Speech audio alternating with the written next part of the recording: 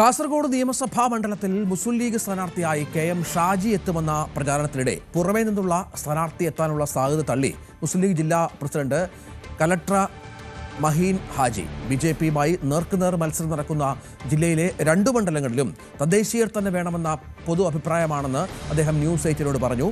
എല്ലാവർക്കും സ്വീകാര്യനായ സ്ഥാനാർത്ഥിയാകും സംസ്ഥാന നേതൃത്വം പ്രഖ്യാപിക്കുക എന്നും UDF ചെയർമാൻ കൂടിയായ മാഹിൻ ഹാജി കൂട്ടിച്ചേർത്തു.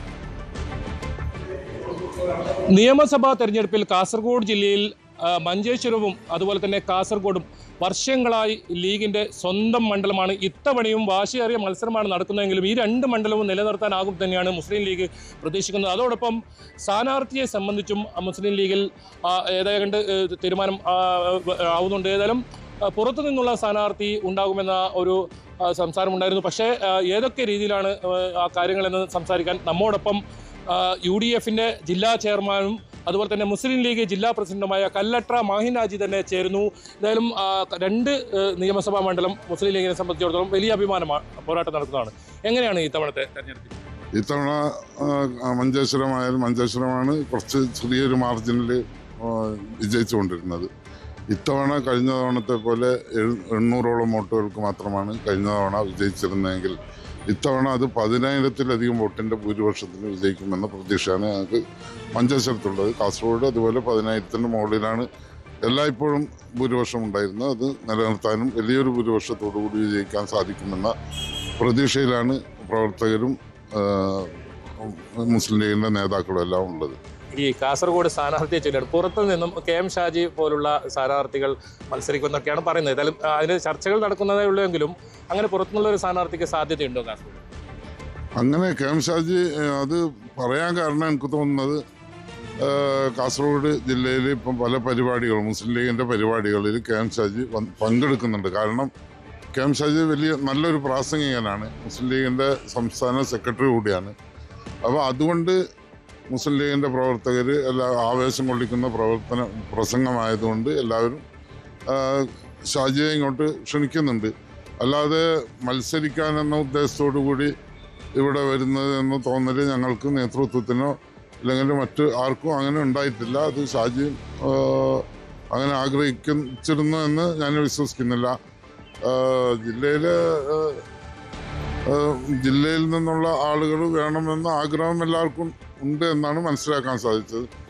ഏതായാലും ആര് സംസ്ഥാന കമ്മിറ്റി ആരെ നിയമിച്ചാലും ആരെ സ്ഥാനാർത്ഥിയാക്കിയാലും അതിനെ വിജയിപ്പിക്കാനും മുസ്ലിം ലീഗിൻ്റെ പ്രവർത്തകർ ഒറ്റക്കെട്ടായി ഉണ്ടാകുമെന്നതിൽ യാതൊരു തർക്കമില്ല.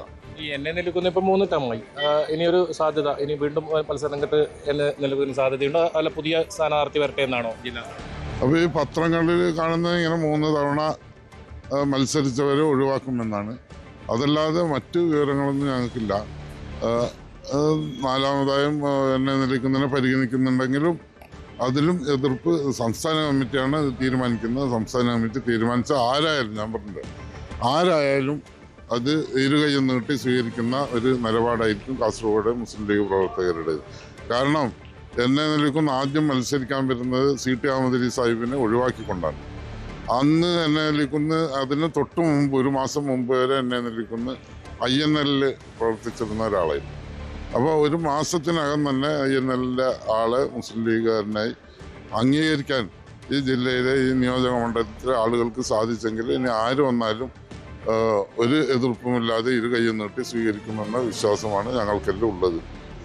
UDFിൻ്റെ ജില്ലാ ചെയർമാൻ എന്ന നിലയിൽ ചോദിക്കുന്നു, എങ്ങനെയാണ് പൊതുവെ കോൺഗ്രസും മുസ്ലിം ലീഗും മറ്റ് പ്രശ്നങ്ങളൊന്നുമില്ലാതെ അങ്ങനെ തന്നെയാണ് മുന്നോട്ട് പോകുന്നത്? ഇതിന് ഉദുമ കൂടി ഇത്തവണ പിടിച്ചെടുക്കുമെന്നാണ് കോൺഗ്രസ് പറയുന്നത്. അതിനൊരു സാധ്യതയുണ്ടോ? ഉദുമയും തൃക്കരിപ്പൂരും പിടിച്ചെടുക്കാനുള്ള ശ്രമമാണ് UDFിൻ്റെ ഭാഗത്തുനിന്ന് ഉണ്ടാകുന്നത്. അപ്പോൾ നല്ലൊരു സ്ഥാനാർത്ഥിയെ കിട്ടിയാൽ ഉദുമയും തൃക്കരിപ്പൂരും ഞങ്ങൾക്ക് വിജയിപ്പിച്ചെടുക്കാൻ സാധിക്കുമെന്നതിൽ യാതൊരു തർക്കമില്ല. ഇന്നത്തെ ഈ ത്രിതല പഞ്ചായത്ത് തെരഞ്ഞെടുപ്പിൽ ഉദുമയിൽ ഭൂരിപക്ഷമുണ്ട്. പാർലമെൻറ്റ് തെരഞ്ഞെടുപ്പിൽ തൃക്കരിപ്പൂർ, കാഞ്ഞങ്ങാട് ഉൾപ്പെടെയുള്ള എല്ലാ മണ്ഡലങ്ങളിലും ഭൂരിപക്ഷം രാജ്മോഹൻ ഉണ്ണിത്താന് ഭൂരിപക്ഷം നൽകാൻ സാധിച്ചിട്ടുണ്ട്. അപ്പോൾ അത് ഞങ്ങൾക്ക് വലിയൊരു പ്രതീക്ഷ ഉണ്ട് എന്നാണ് മനസ്സിലാക്കുന്നത്.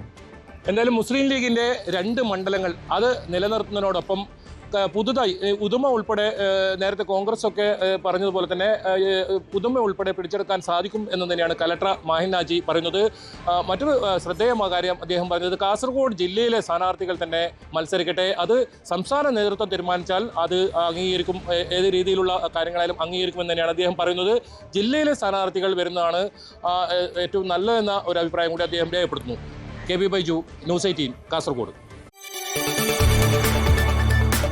കൂടുതൽ വാർത്തകൾക്ക് news 18 Keralam YouTube channel subscribe ചെയ്യുക.